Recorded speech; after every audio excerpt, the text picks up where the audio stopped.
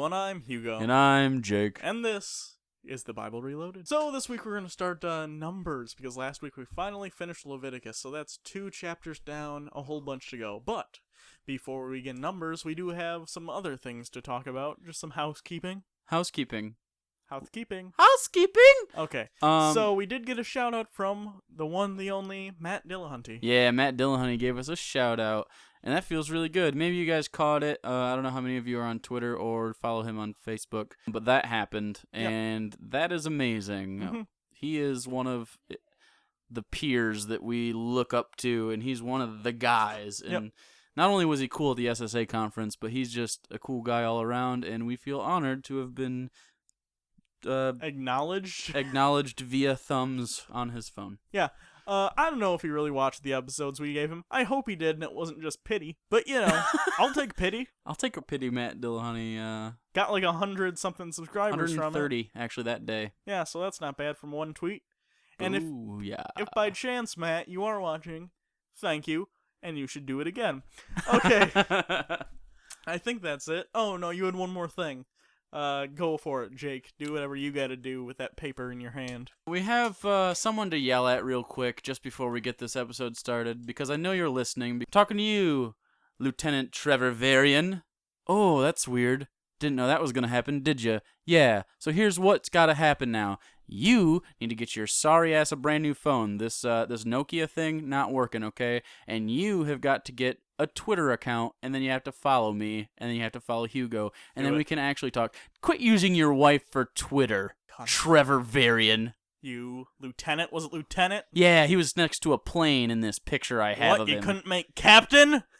I don't know. Is that higher? I don't know. I don't know either. Anyways, so we're going to end that right now because we called you out. Okay. But thanks for watching. We love you. I don't. Okay, he doesn't love you, but I'm easy like that. I think you could have done better. You could have been in general. What do you do with your life? Nothing. Okay, Numbers. Okay, so Numbers begins with some very boring parts. It begins with more genealogy, which, as we've stated before, we're not going to go over because it's very boring, and that's pretty much all of Chapter 1.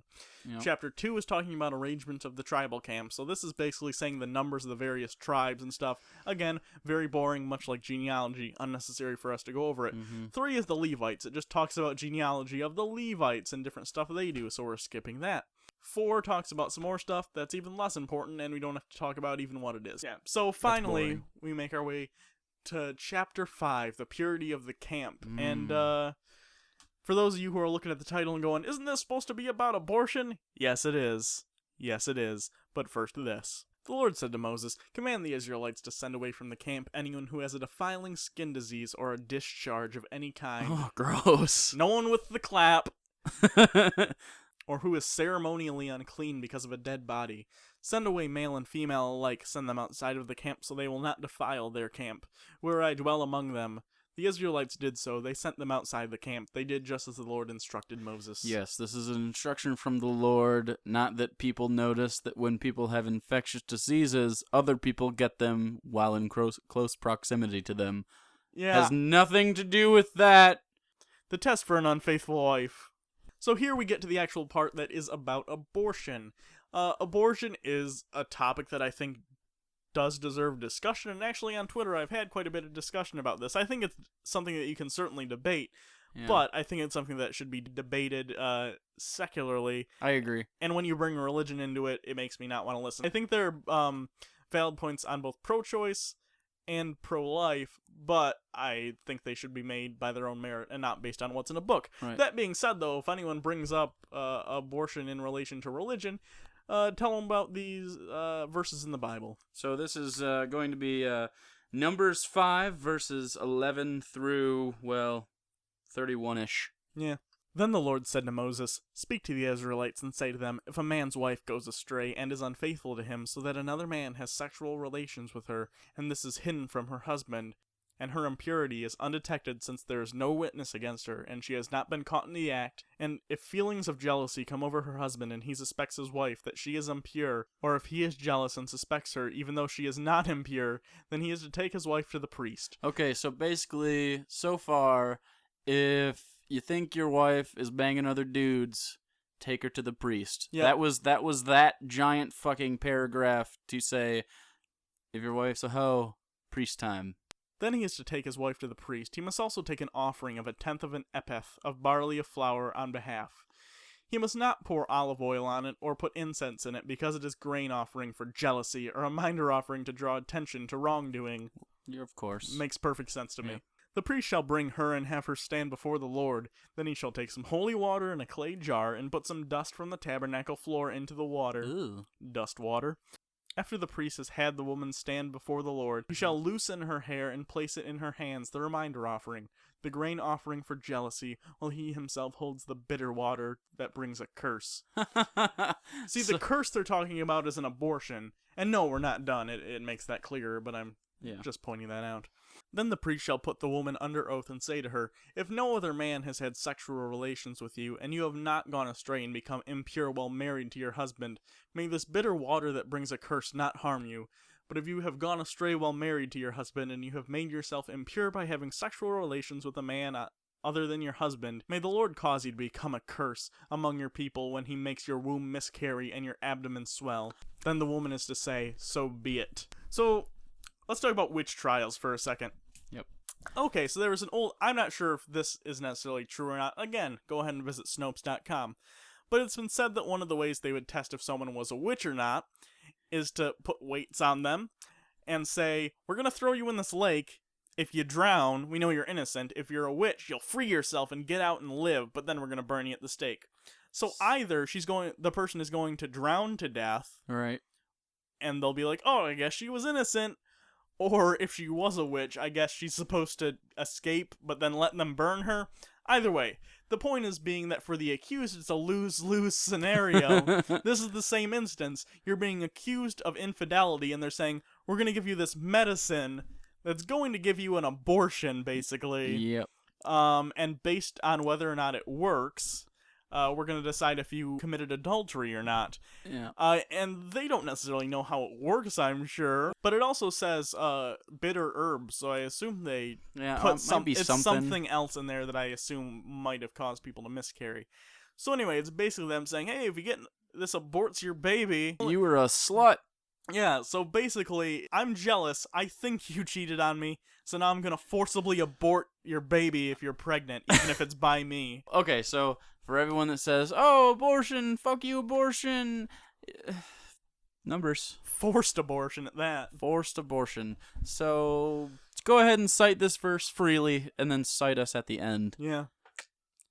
Verse 23. The priest is to write these curses on a scroll and then wash them off into the bitter water. He shall make the woman drink the bitter water that brings a curse, and this water that brings a curse and causes bitter suffering will enter her. They're even saying, it will cause bitter suffering. Yeah, it's got an adjective. That's pretty bad suffering. The priest is to take from her hands the grain offering for jealousy, wave it before the Lord, and bring it to the altar. The priest is to then take the handful of grain offering as a memorial offering and burn it on the altar.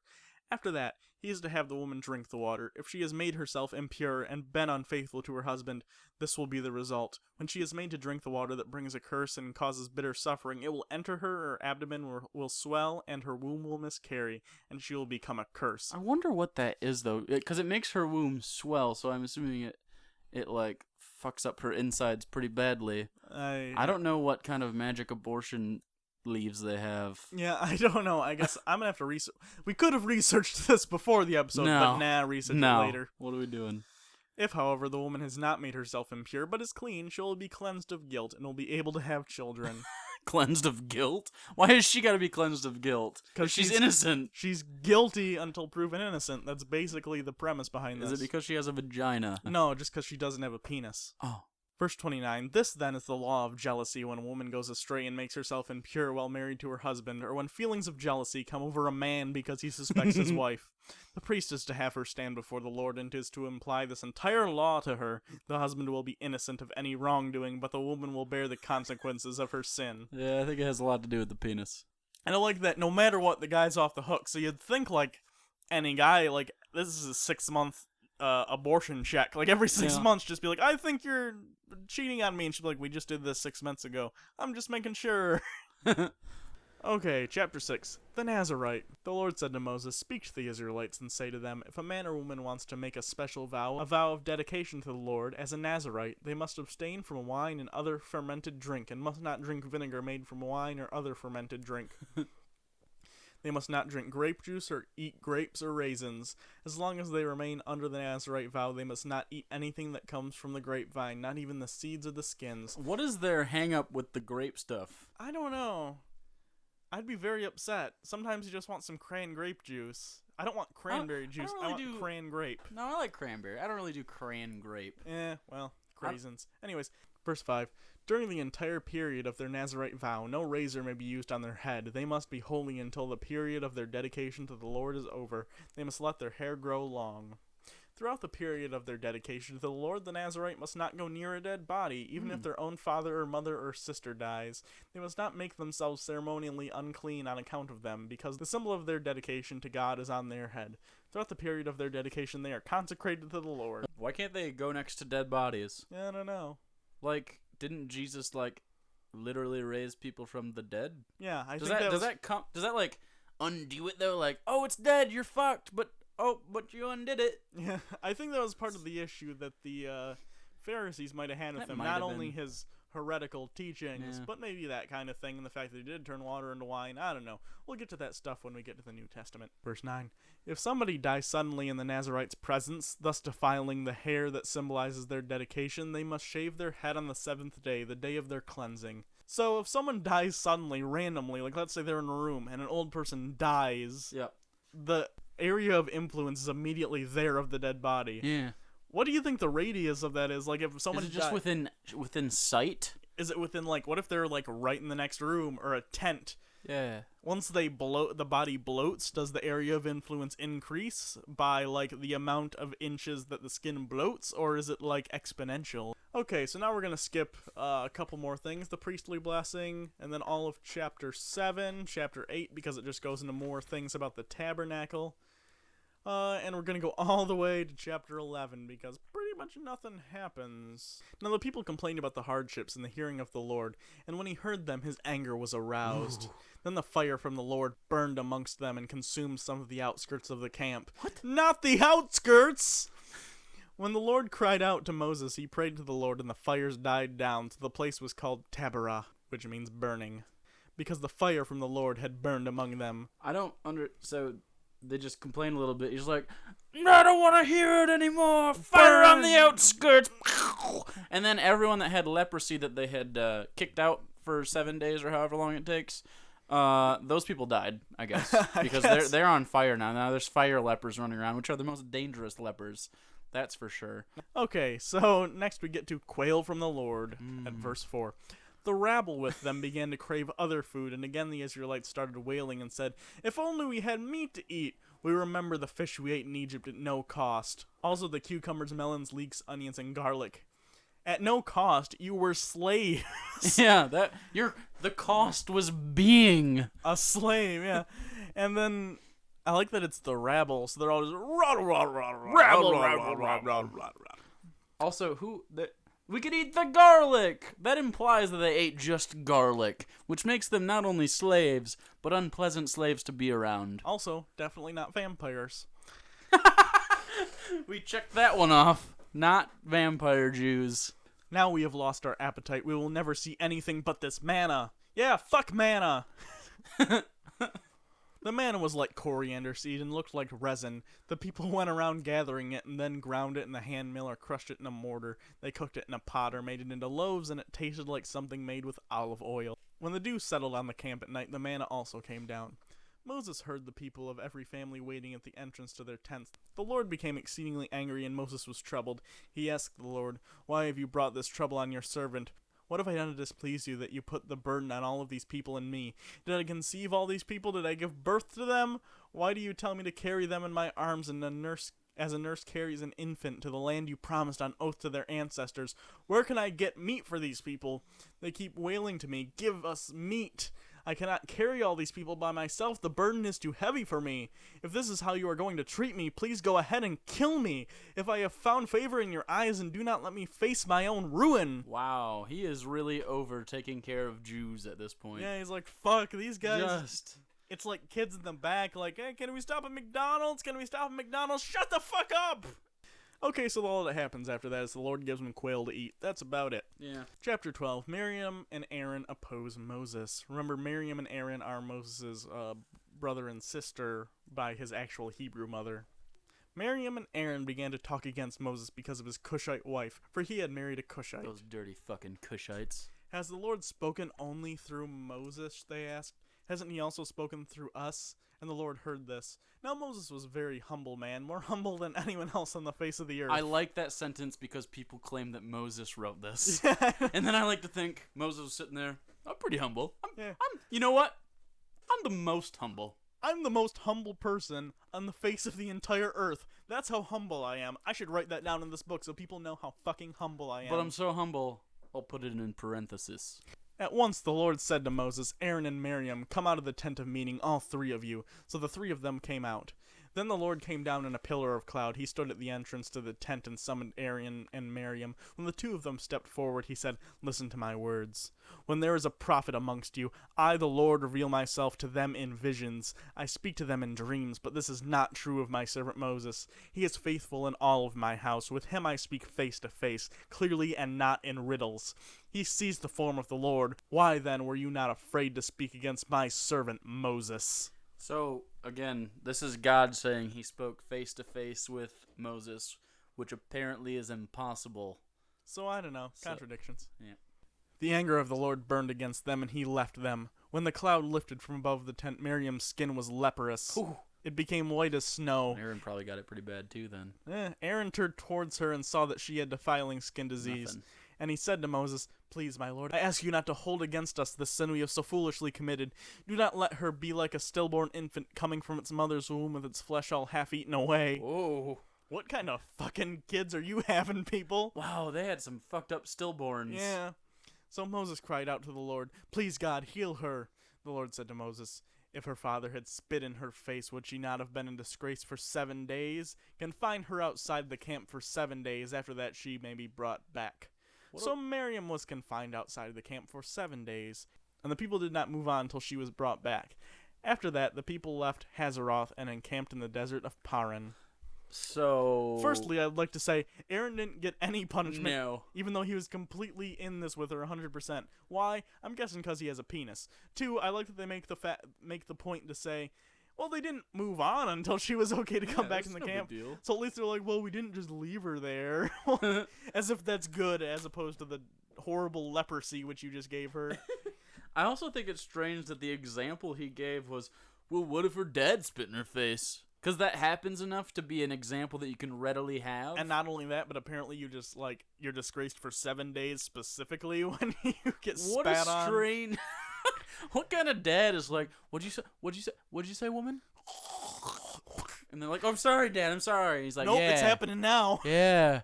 Just pins her down and, like, does that weird string spit thing, just drops it on her face. Oh, that's gross. All right. So we'll finish up at the beginning of chapter 13, exploring Canaan. The Lord said to Moses, send some men to explore the land of Canaan, which I am giving to the Israelites. From each ancestral tribe, send one of its leaders. So at the Lord's command, Moses sent them out from the desert of Paran. All of them were leaders of the Israelites. So, now leaders of the Israelites are about to go explore the land that the Lord has just said is theirs. Yeah. To see what they find, you'll have to come back next week. I guarantee it won't include giant fruit. And for anyone who's read this story, you know what we're talking about. Okay, so, anything else you need to talk about? So, we have a friend. His name on the Twitterverse is Marco the Atheist. Maybe some of you follow him. If you don't, you should. His real name is Christopher Krozemski, and he wrote this book. It's called What Are You Without God? How to Discredit Religious Thought and Rebuild Your Identity. And basically what this book does is it's for those people that are coming into atheism and out of religious thought. And it's a very detailed, very intelligent, very thorough breakdown of not only how to discredit like it says in the title, the religious thoughts that you're having, and then how to, once we dismantle all of that, how we rebuild you back up so that you're not like, there's not this giant hole where you had religion. And I know for some of you, not important. For most people, though, a lot of you came from religious backgrounds. I know Hugo did. I didn't. Yeah. This book still resonates with me, and I have never experienced most of the things that people have when they come out of religion. Yeah. And it's so thoughtful and very, very well written. And he self-published this book, which is incredible. Yeah, and he sent Jake a free copy. Yeah, but and not he actually me. He signed it. You could contact him on the Twitter. I could. But yeah, he's a great guy. You should all get this. There's a link to the book down in the description. All proceeds go towards him and just helping him become a new author and try to get this book out. It's really good. Yeah. Everybody that I follow on Twitter that has gotten a hold of this has loved it, Yeah, and I so far love it too. I'm not very deep into it. Still working on it, but and actually I have a Hugh Jackman bookmark. I tore his face out of a magazine while I was pooping. But yeah, it's a great book. Yeah, and I've skimmed parts of it. It looks pretty good so far. I'm gonna get myself a copy if I don't get a freebie. Wink. But yeah, you should definitely check it out. Again, that's What Are You Without God? How to Discredit Religious Thought and Rebuild Your Identity by Christopher Krzyzewski. Is that available on Amazon, do you think? It is available on Amazon, and it ships in a couple days. Yeah. And just so you know, we didn't get paid to do this. This is legitimately a shout-out. This is a legit... we stand behind the quality of the material. Yeah, it's wonderful. And if you're looking for a comedy book, this isn't it. But if you're looking for an extremely well-built read, this is everything you've ever wanted out of a... It's borderline a debate book. Yeah. It's incredible. I really I can't say enough good things about Marco and the work he did. All right. Well, that should be about it. You can go ahead and follow me on Twitter at Hugo Reloaded. And you can follow me on Twitter at Bible Reloaded. Soon we're going to be doing a new segment with me called Hugo's Twitter Corner. Ooh, so should be everyone fun. Be prepared for that. That's going to star me, Hugo, because, you know, I'm your favorite part of the show. Yeah, that must be it. We have a donate box if you'd like to donate, which we know you do. We have a merch page. You can buy shirts and mugs and hats and pins and stickers and, I don't know, hoodies. Yeah. And I think that's it. That is it. Until next time, I'm Hugo. And I'm Jake. And this has been The Bible Reloaded. And next week, we write a children's book.